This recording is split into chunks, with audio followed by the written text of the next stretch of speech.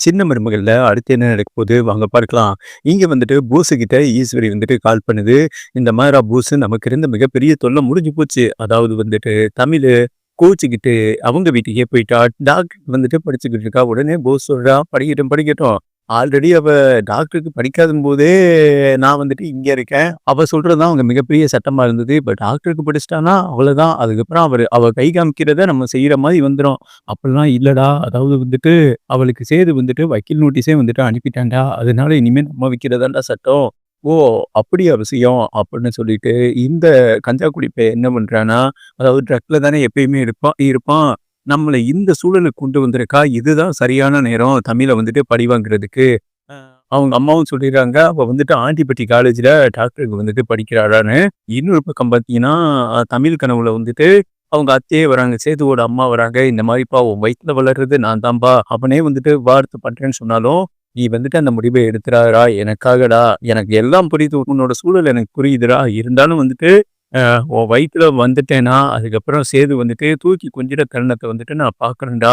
அதுதான்டா என்னோட கனவு அப்படின்னு அவங்க அம்மா தமிழ் கனவுல வந்து சொல்ல, அதுக்கப்புறம் பார்த்தீங்கன்னா, அதாவது சேதுவோட அம்மா அவங்க வந்துட்டு சொல்ல, தமிழ் வந்துட்டு கண் கலங்குறாங்க. இல்ல அத்த நானே வந்துட்டு டிவோர்ஸ் குடுக்க மாட்டேன் அத்த. விவாகரத்து முடிவ வந்துட்டு அவசரப்பட்டு எடுக்க மாட்டேன்.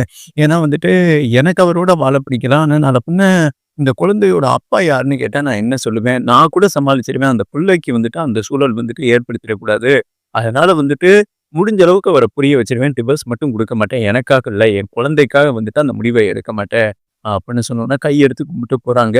இந்த சூழல்ல தான் இந்த குடிகார பையன், அதாவது கஞ்சா குடி பையன் போஸ் என்ன பண்றான்னா, இவ ஆண்டிப்பட்டியில வந்துட்டு படிக்கிறாளா, இவள வந்துட்டு எப்படியாவது நம்ம கொல்லணும் அப்படின்னு முடிவெடுக்கிறாங்க. முடிவெடுத்துட்டு கஞ்சாவ அடிச்சுட்டு வெறியில ஏன்னா இவ இருந்தா நம்ம தலைமறைவா தான் இருக்கணும்.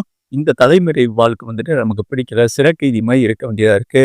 இவள கொன்னுட்டோம்னா ஏன்னா இவ தான் ஒரு மிகப்பெரிய ஆதாரம்.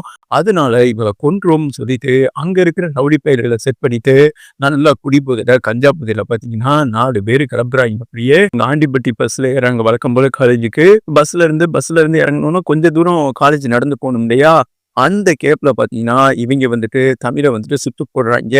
இந்த 4 ரவுடி பசங்க சுத்து போறாய்ங்க. யார்றா அப்படின்னு கேட்கும்போது, போஸ் மாஸ்க் மாரி போட்டு வந்துட்டு கத்தி எடுத்து தமிழ குத்த வராங்க. அவங்க என்ன பண்றாங்க, அவங்களுக்குலாம் அந்த கராத்தே தெரியும்ல கிராமத்துல பிறந்தவங்க.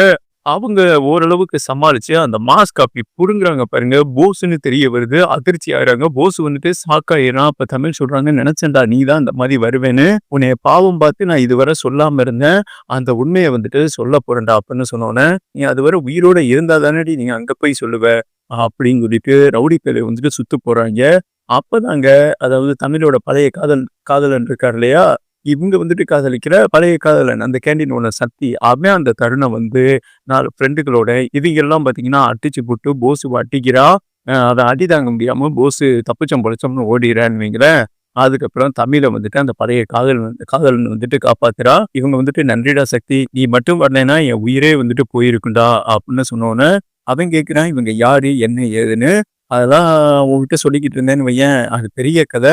அதனால நீ என்னை காப்பாத்துனதுக்கு மிகப்பெரிய நன்றி அப்படின்னு சொன்னோனே, நண்பர்களுக்குள்ள எதுக்கு தன்னை நன்றி சொல்ற?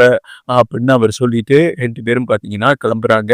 இத வந்துட்டு பார்த்தீங்கன்னா, அந்த சாவித்திரி தூது விட்டுருக்கால ஒரு பொம்பள, அந்த பொம்பள மறுபடியும் ஒரு வீடியோ ஃபுட்டேஜ எடுக்கிறா.